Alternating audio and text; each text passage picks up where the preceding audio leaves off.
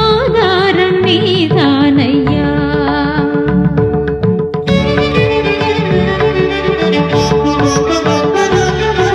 மாதா பிதாவெனை தீதாய் மதிக்கையில் மற்றோர்க்கு பற்றேதையா. எளியன் மேல் மற்றோர்க்கு பற்றேதையா. எளியனுக்கு ஆதாரம் நீதானையா. என் துறையே ஆதாரம் நீதானையா.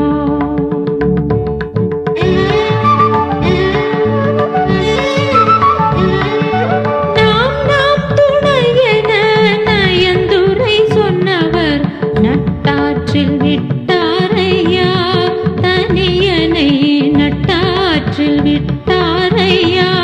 தனியனுக்கு ஆதாரம் நீதானையா. என் துறையே ஆதாரம் நீதானையா.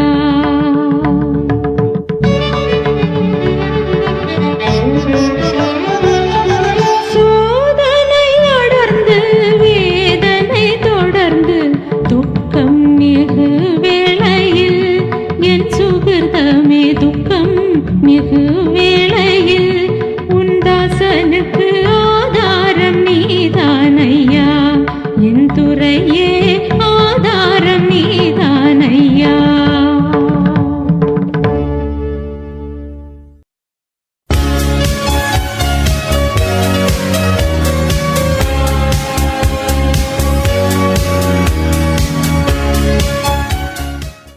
வணக்கம். இந்த நாளில் சின்ன சின்ன வெளிச்சங்களில் இன்னொரு புதிய சிந்தனையை தெரிந்து கொள்வோம். சில தெருக்களில் போகும்போது, பைக்கில் போகும்போது சில நாய் துரத்தும். பார்த்துருக்கீங்களா? தூரம் துரத்துட்டு வந்து போயிடும். அப்படியே ஒவ்வொரு வண்டியும் வரும்போதும் துரத்தும். ஒரு 2 நண்பர்கள் ஒரு வீட்டு வாசலில் உட்காந்து போது ஒரு நண்பனுடைய நாய் இதே மாதிரி அங்கே வர லாரியெல்லாம் துரத்திக்கிட்டே இருந்துச்சான். அப்போ கூட இருக்கிற ஃப்ரெண்டு கேட்டேன்னா, என்ன உன்னுடைய நாய் எல்லா லாரியும் துரத்திக்கிட்டே இருக்கு, நீ அதை அடக்க மாட்டியான்னா அவன் சிரிச்சானா. ஏன் சிரிக்கிறேன்? இல்லை, இந்த நாய் என்னுடைய நாய் தான், தினம் எல்லா லாரியும் துரத்திட்டு போதும். எனக்கு என்ன சிரிப்பு வருதுன்னு சொன்னால், என்னைக்காவது ஒரு நாள் எந்த லாரியாவது இது பிடிச்சிருச்சுன்னு வச்சுக்கோ, அதை வச்சு இது என்ன பண்ணும்? ஒன்றும் பண்ண முடியாதுல்ல. அதுக்கு சம்மந்தமே இல்லை. லாரியை பிடிச்சி அது என்ன பண்ணும்? ஒரு உணவுப் பொருளாக இருந்தால் கூட பரவாயில்ல, அதுக்கு தனக்கு தேவையில்லாததுன்னு தெரிஞ்சே அது பின்னால் ஓடிக்கிட்டு இருக்கு. இந்த இடம்தான் மாறல். தனக்கு தேவையில்லாததுன்னு தெரிஞ்சே அது பின்னால் ஓடிக்கிட்டு இருக்கு, அல்லது தனக்கு தேவையில்லாததுன்னு தெரியாமல் அது பின்னால் ஓடிட்டு இருக்கு. இதனால் நமக்கு பயனில்லைன்னு தெரியாமல் அது பின்னால் ஓடிட்டு இருக்கு. இன்னைக்கு இருக்கிற இளைஞர்கள், இன்னைக்கு இருக்கிற சமூகம் அப்படிதான். இது நமக்கு தேவையே இல்லைன்றதுக்கு பின்னால் ஓடிட்டு இருக்கு. அதனால் நமக்கு பயன் இல்லை அப்படின்னு தெரியல, ஏதோ அது கிடைச்சா பெருசுன்னு சொல்லிட்டு ஓடிக்கிட்டு இருக்காங்க. கிடைச்ச பிறகுதான் தெரியும். அதனால அந்த லாரி நாய் பிடிச்சி என்ன பண்ண போகுது? நாய்க்கு லாரியால் ஏதாவது பயன் இருக்கா? அதுபோல இன்றைக்கு இளைஞர்களும் இன்றைய சமுதாயமும் நமக்கு தேவையில்லைன்னு தெரியாம ஓடுறாங்களா, தெரிஞ்சு ஓடுறாங்க. அதனால ஒரு பயனும் இல்லை. விழிப்புணர்வு அப்படின்னா என்னன்னா, எது எனக்கு தேவை, எது எனக்கு தேவையில்லை என்கிற தீர்மானிக்கிற தைரியத்துக்கு பேர் தான் விழிப்புணர்வு. எது நெசசரி, எது அன்னெசரி. எது அன்னெசரியா என்கிட்ட இருக்கு, அது பொருளா இருக்கலாம், உறவா இருக்கலாம், நட்பா இருக்கலாம், பழக்கமா இருக்கலாம். எது தேவையற்ற விஷயங்கள் உன்னிடத்தில் இருக்கிறதோ இதனால எனக்கு பயன் இல்லை. அப்போ ஒவ்வொரு செயலை செய்யும் போதும் நாம இந்த செயலை செய்யறதுனால என்ன ஏதாவது பயன் இருக்கா? சரி, எனக்கு பயன் இல்லை, என்னை சுற்றி இருக்கிறவங்களுக்கு பயன் இருக்கா, என் சமுதாயத்துக்கு பயன் இருக்கா? இந்த 3க்கு பயன் இல்லைன்னா ஜஸ்ட் அந்த விஷயத்தை இக்னோர் பண்ணிடுங்க, டிராப் பண்ணிடுங்க. ஒவ்வொரு செயலை செய்யும் போது இதனால என்ன பயன்? சும்மா போறேன், சும்மா இருக்கிறேன்லாம் சொல்றாங்களே, எந்தாவற்றுக்கும் ஒரு பயன் இருக்கும். எனவே விழிப்புணர்வு பெற்றவர்களாக இருக்க வேண்டும் சொன்னால் உங்ககிட்ட இருக்கிற அன்னெசரிலாம் எதுன்னு முதல்ல லிஸ்ட் பண்ணு.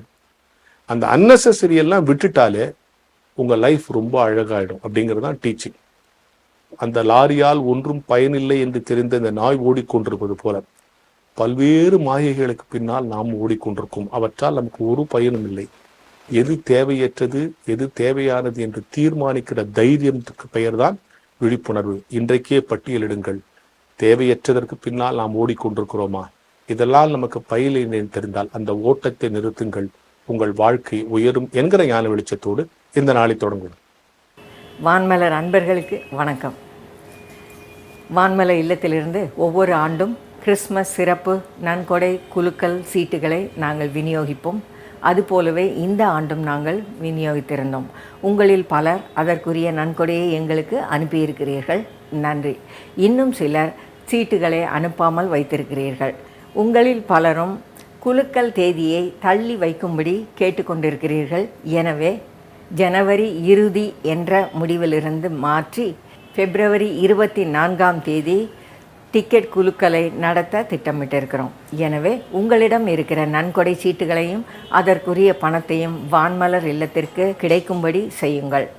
எங்களை வந்தடையும் நன்கொடை சீட்டுகள் அதற்குரிய பணத்தை செலுத்தி இருந்தால் அந்த சீட்டுகள் குலுக்கலில் இடம்பெறும் என்பதை தெரிவித்துக் கொள்கிறோம். மறந்து விடாதீர்கள், பிப்ரவரி 24ஆம் தேதி நன்கொடை சீட்டு குலுக்கல். நன்றி. அன்பிற்கினிய வான்மலர் நேயர்களே, இந்த நாளின் கடவுளுடைய வார்த்தைக்கு நேராக உங்களை மகிழ்ச்சியோடு வரவேற்கிறேன். இன்றைக்குரிய தியான பகுதியானது அது 2 கொரிந்தியர் 5ஆம் அதிகாரம் 7வது வசனத்திலிருந்து இருக்கிற வார்த்தையை நாம் தியானிக்க போகிறோம். 2 கொரிந்தியர் 5ஆம் அதிகாரம் 7வது வசனம். நாம் தரிசித்து நடவாமல் விசுவாசித்து நடக்கிறோமே, நாம் தரிசித்து நடவாமல் விசுவாசித்து நடக்கிறோமே. கடற்கரையில் இருந்து நாம் பார்க்கிற போது கடற்கரையிலிருந்து புறப்படுகிற கப்பல் நம்முடைய பார்வைக்கு புலப்படுகிறது. அது ஒரு குறிப்பிட்ட எல்லையை தாண்டி கடலுக்குள்ளாக நாம் கடற்கரையிலிருந்து பார்க்கிற போது நம்முடைய பார்வைக்கு மறந்து போகிறது.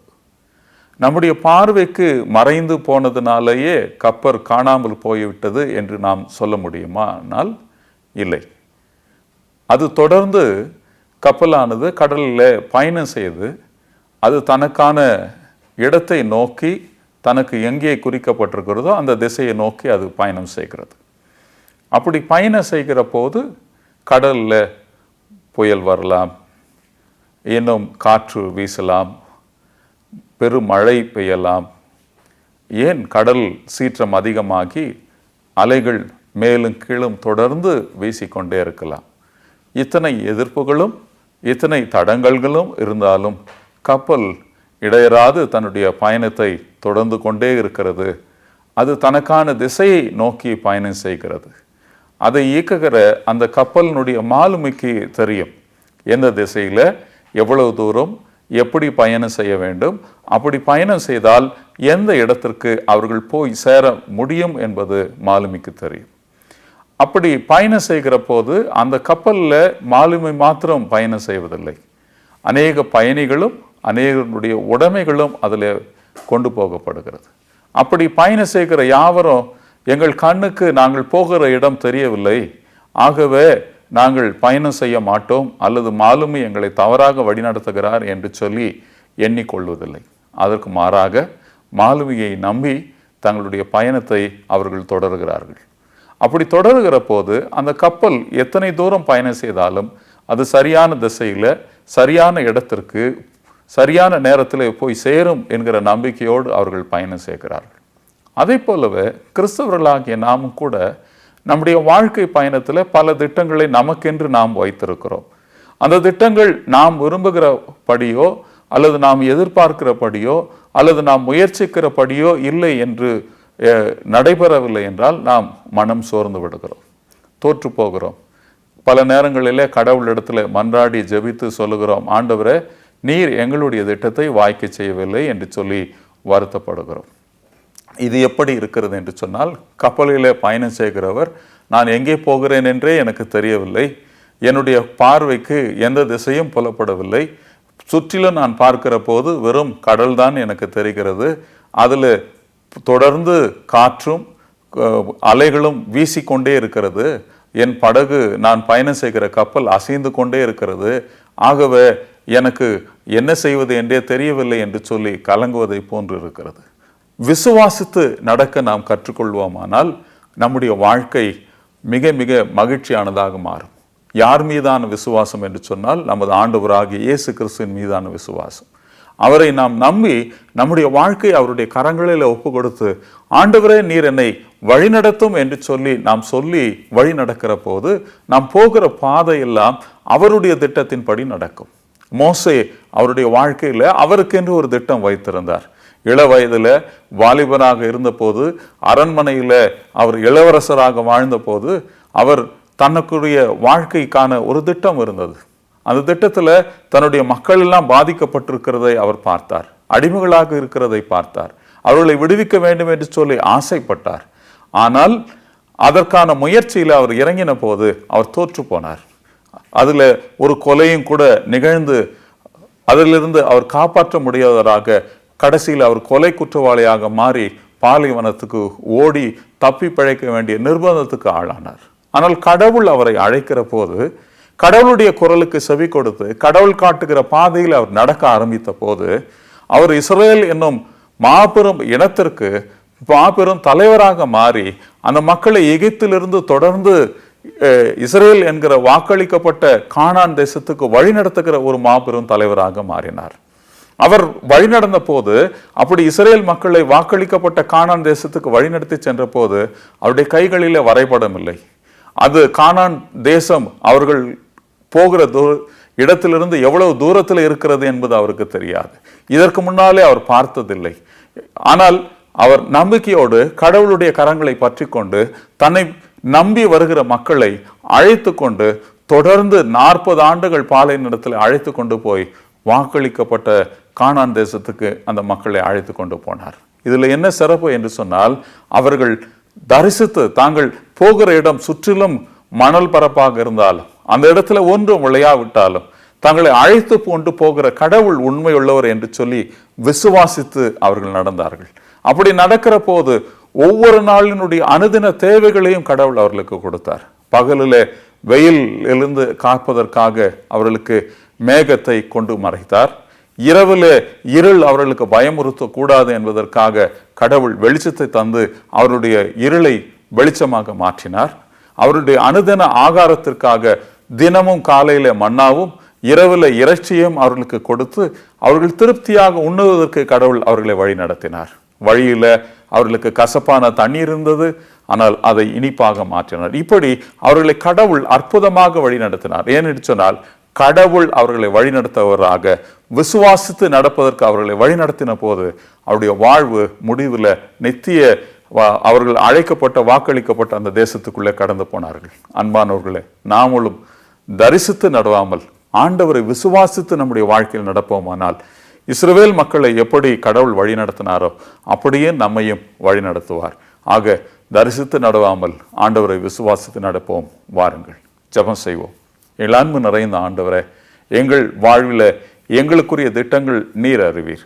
நாங்கள் போக வேண்டிய தூரமும் எங்கள் வாழ்வில் எங்களுக்கு கிடைக்க வேண்டிய அனைத்தையும் நீர் அறிவீர். ஆண்டவரே, உம்மை நாங்கள் பற்றி கொண்டு உம்மை பின்பற்றி நீர் எங்களுக்கு காட்டுகிற பாதையில் தொடர்ந்து வழிநடக்க நீர் எங்களுக்கு உதவி செய்தரலாம். எங்களுடைய பார்வைக்கு எதுவும் தெரியவில்லை அல்லது நாங்கள் தடுமாறுகிறோம், எங்களை சுற்றிலும் இருளாக இருக்கிறது என்று சொல்லி பயந்து நாங்கள் பின்வாங்காமல், எங்களை அழைத்த ஆண்டவர் உண்மையுள்ளவர், நாங்கள் தரிசித்து நடவாமல் விசுவாசித்து நடக்கிறோம் என்று சொல்லி உம்மை பின்பற்றி விசுவாசித்து நடக்க அனுதினமும் எங்களுக்கு கற்றுத்தாரும். இயேசுவின் மூலம் எங்கள் ஜெபத்தை கேளும் நல்ல தந்தையே, ஆமென்.